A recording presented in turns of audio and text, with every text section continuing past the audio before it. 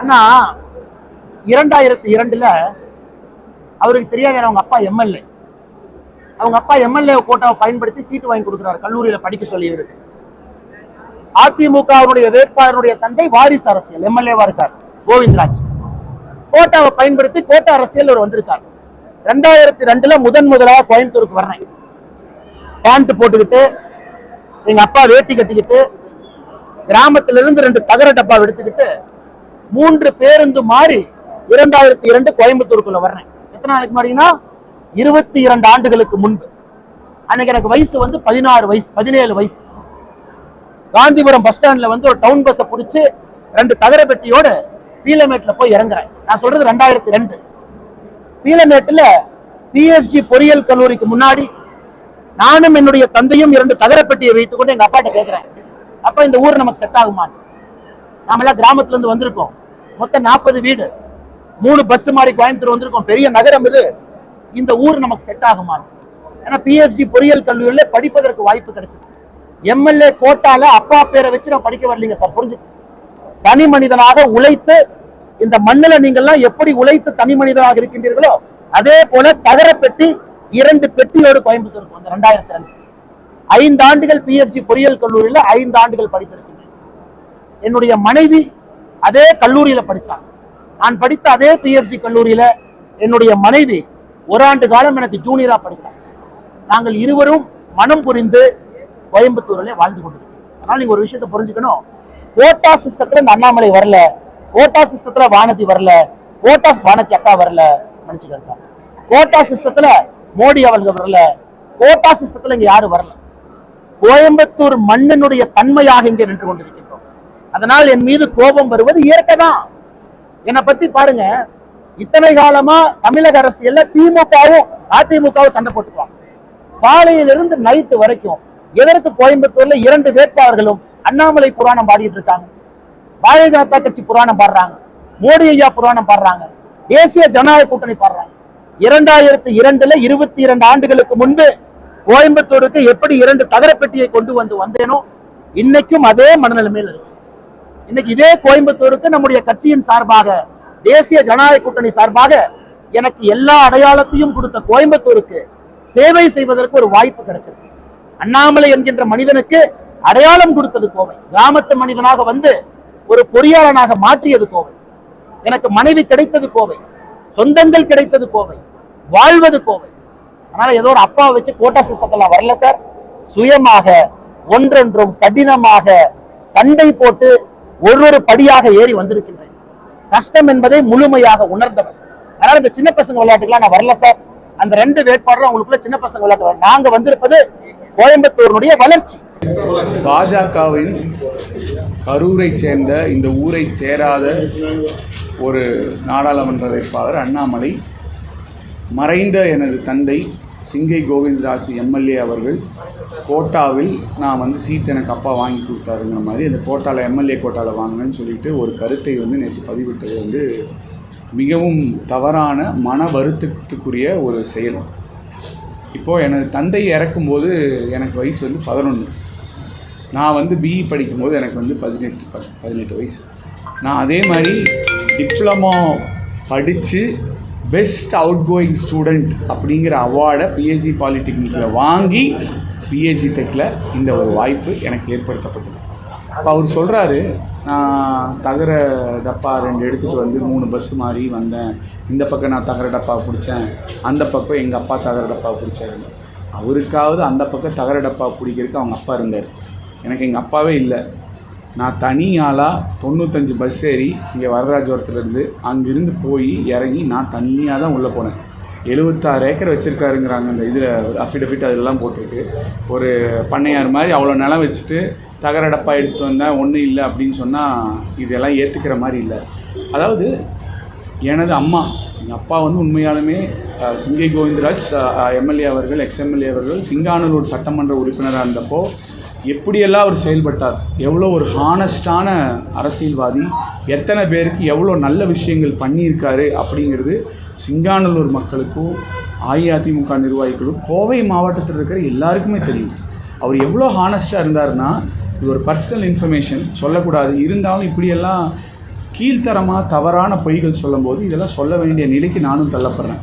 அவர் இங்கே இருக்கிற சில முக்கியஸ்தர்கள் நிர்வாகிகளுக்கெல்லாம் இது தெரியும்.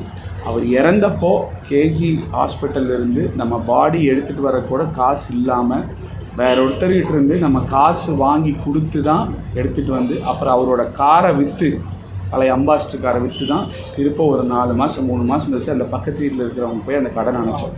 அப்படித்தான் நாங்கள் இருந்தோம். ஒரு 2000 ரூபா வாடகையில் எங்கள் அம்மா வந்து ஆரம்பித்தாங்க. எங்கள் அப்பா வாழ்க்கை இறந்ததுக்கப்புறமா 33 வயசு எங்கள் அம்மாவுக்கு. ஒரு சிங்கிள் மதர், ஒரு தனி பெண்ணாக இருந்து ஒரு பையனையும் என் தங்கச்சிக்கு 3 வயசு, ஒரு பையனையும் பொண்ணையும் வளர்க்குறது எனக்கு 11 வயசு. எவ்வளோ கஷ்டம். இன்றைக்கி நான் வந்து உங்களெல்லாம் பார்த்து இந்த தொகுதியில் ஒரு எம்பி கேண்டிடேட்டாக வந்து இங்கே வந்து ப்ரெஸ் மீட்லாம் கொடுக்குற அளவுக்கு நான் எங்கள் அப்பா இறந்த காலத்துலேருந்து இப்போ யோசித்து பார்த்தா அதுக்கு காரணம், மிக முக்கிய காரணம்னு பார்த்தா எங்கள் அம்மா தான். She is my hero. ஏன்னா அவங்க இல்லைன்னா இன்றைக்கி நான் எங்கே இருந்திருப்பேன்னு தெரியல. ஏன்னா அவங்க எப்பயுமே சொல்கிறது படிப்பு கொடுத்தாங்க. அப்படி படித்தங்காட்டி தான் அவர் சொல்கிறாரு. அவர் பாஸ் நரேந்திர மோடியோட குஜராத்லேயே வந்து பார்த்திங்கன்னா நான் மெரிட்டில் போய் ஐஎம் அஹமதாபாத்தில் படித்து அங்கே எலெக்ஷன்லேருந்து மாணவர் மன்ற தலைவராக ஜெயிச்சிட்டு வந்தேன். இப்படி பேசணுன்னா நிறையா பேசலாம். இவர் இந்த செயல்னால் எங்கள் அப்பா வந்து சிங்கானல்லூர் தொகுதியில் அவ்வளோ தண்ணி பைப்புகள் போட்டு கொடுத்துருக்காரு. மக்களுக்கு அவ்வளோ நல்லது பண்ணியிருக்காரு. இவர் இப்படி பேசின செயல்னால் அஇஅதிமுக கட்சி தொண்டர்கள், எங்கள் அப்பாவின் விசுவாசிகளும், சிங்கானல்லூரில் இந்த தண்ணி பைப்புனால் அவள் நலத்திட்டனால் பயன்பெற்ற மக்களும், எங்கள் சொந்தக்காரங்களும், எங்களை சார்ந்தவர்களும் எல்லாருமே மிகவும் மன வருத்தத்தில் இருக்கும். ஏன்னா இறந்து போன ஒருவர், அதுவும் பொய்யான ஒரு தகவல், அந்த தகவலை வைத்து இப்படி வந்து இறந்து எவ்வளோ வருஷம் ஆச்சு, இது இவ்வளோ வருஷம் ஆச்சு இப்படி சொல்லியிருக்கிறதுக்கு இது எல்லாருமே எங்களை சார்ந்தவர்கள் எல்லாருமே மன வருத்தத்தில் இருக்கும். ஏன்னா சிங்கை கோவிந்தராஜ் எக்ஸர்மலியானா ஒரு ஹானஸ்டான பொலிட்டீஷியன். அவர் எப்படிப்பட்டவர்கள் இங்கே இருக்கிற எல்லாருக்குமே தெரியும். இதற்கு அண்ணாமலை அவர்கள் கண்டிப்பாக மன்னிப்பு கேட்டே ஆக வேண்டும். ஏன்னா அவர் வந்து இளைஞர் அது இதுன்னு சொல்கிறாங்க. ஆக்கப்பூர்வமான அரசியலாக இருக்கணும். அரசியல் அப்படிங்கிறது மிகவும் ஆக்கப்பூர்வமாக இருக்கணும். இப்போ நான் வந்து அவரோட பர்சனலாக ஏதாவது பேசுகிறேன்னா இல்லை, இவ்வளோ பர்சனலாக என்னை பற்றி நான் சொல்லணுங்கிறதே அவர் பேசினங்காட்டி தான் நான் தள்ளப்பட்டேன். சும்மா ஒரு சாதாரணமாக இந்த தகரப்பட்டி எடுத்துகிட்டு வந்தேன், அப்புறம் பெரிய ஆள் ஆகிட்டேன்னு 77 ஏக்கர் வச்சு அது ஒரு சாதாரணமாக கஷ்டப்பட்டு மேலே வந்து நான் சொல்கிறேங்க. பிஎஸ்ஜியில் நான் என் கிளாஸ்மேட்ஸ் நான் சொல்கிறேங்க, அப்பா அம்மா காலில் போட செருப்பு இல்லாமல் வந்து அதுக்கப்புறம் படித்து பிஎஸ்ஜியில் வேலை வாங்கி அதுக்கப்புறமா அவங்க வந்து அந்த அழுத தருணத்தை நானே பார்த்துருக்கேன் கண்ணால். இவர் வந்து மைக்கில் வந்து அதை ரொம்ப பெருமையாக சொல்லணும்னு, இவரை மாதிரி இந்த மாதிரி நான் சொன்ன மாதிரி என்னோட கதை மாதிரி இப்போ என் கதை சொன்னங்காட்டி உங்களுக்கு தெரியுது. இந்த மாதிரி நூற்றுக்கணக்கான பேர், ஆயிரக்கணக்கான பேர் இருக்காங்க. ஏன் இந்த மீடியா துறையில் நீங்கள் முன்னாடி நின்றுட்டு இருக்கீங்க. இத்தனை பேர் ஒவ்வொருத்தரும் பல கஷ்டங்களை தாண்டி தான் வந்திருப்பீங்க. அதனால நான் தான் சொல்லி தவறாக சொல்லக்கூடாது. மறைந்த என் தந்தையை பெயரை அவப்பெயர்படுத்துகிற மாதிரி, புண்படுத்துகிற மாதிரி, எங்களை மனசு வருத்தப்படுற மாதிரி நான் புறந்தள்ளிட்டு போயிடுவேன். இப்போ எங்கள் கட்சிக்காரங்களும் சொந்தக்காரங்களும் புறந்தள்ள மாட்டாங்க. அதுக்கு அவர் மன்னிப்பு கேட்டே ஆக வேண்டும் என்பதை இந்த காணொலி மூலமாக, இந்த ப்ரெஸ் மீட் மூலமாக அண்ணாமலை அவர்கள் செய்து சொல்ல. சார், அவர் வந்து ஒரு ஜென்டில்மேனாக இருந்தால் அவர் மன்னிப்பு கேட்கணும் சார். ஒரு இறந்த எனது தந்தை, அவர் வந்து அவரை பற்றி தவறாக இந்த மாதிரி பேசுகிறாரு, நடக்காத ஒரு விஷயத்த பேசுகிறாரு, எங்கள் சொந்தக்காரங்க, எங்களோட கட்சிக்காரங்க, எங்கள் கட்சி உணர்வுகளை பேசுகிறாரு. இதுக்கு முன்னாடி எங்கள் தலைவர்களை பற்றியெல்லாம் பேசி ஆல்ரெடி எங்கள் கட்சி உணர்வுகளை சீந்தனங்காடி தான் எங்கள் தொண்டர்களை ரொம்ப கோபமாக இருக்காங்க அவர் மேலே. அதெல்லாம் தெரியாமல் இங்கே வேறு வந்து நின்ட்டார்.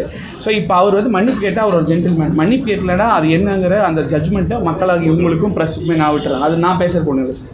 நீங்கள் தான் கவுண்டர் பண்ண போகிறீங்களா? எது சார்?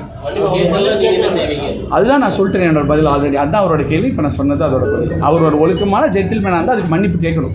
தவறுங்க, அவர் இறந்தவரை பற்றி இப்படி பேசிட்டு அப்படின்னு சொல்லிட்டு அது கேட்கல அப்படிங்கிற பட்சத்தில் I leave the judgement to you. அப்புறம் எந்த மாதிரி ஆளுக்கு இங்கே எம்பி கேண்டிடேட்டாக இருக்காங்க நீங்கள் டிசைட் பண்ணிக்கணும்.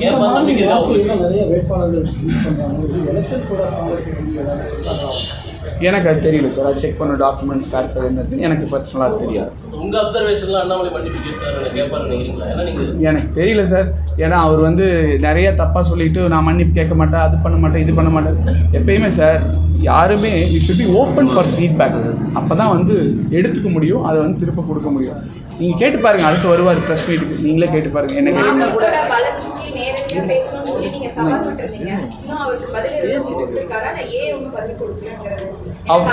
அதை நீங்கள் அவர்கிட்ட தாங்க கேட்கணும். எங்கிட்ட கேட்டால் நான் எப்படி சொல்கிறது? நான் தான் இப்போ அவருக்கு மட்டும் இல்லையே, கணபதி ராஜ்குமார் அண்ணுக்கும் தான் நான் சொல்கிறேன் வாங்க பேசுவோம் அப்படின்னு தான் சொல்கிறேன். மேடை போடுங்க பேசுவோம் தான் சொல்கிறேன்.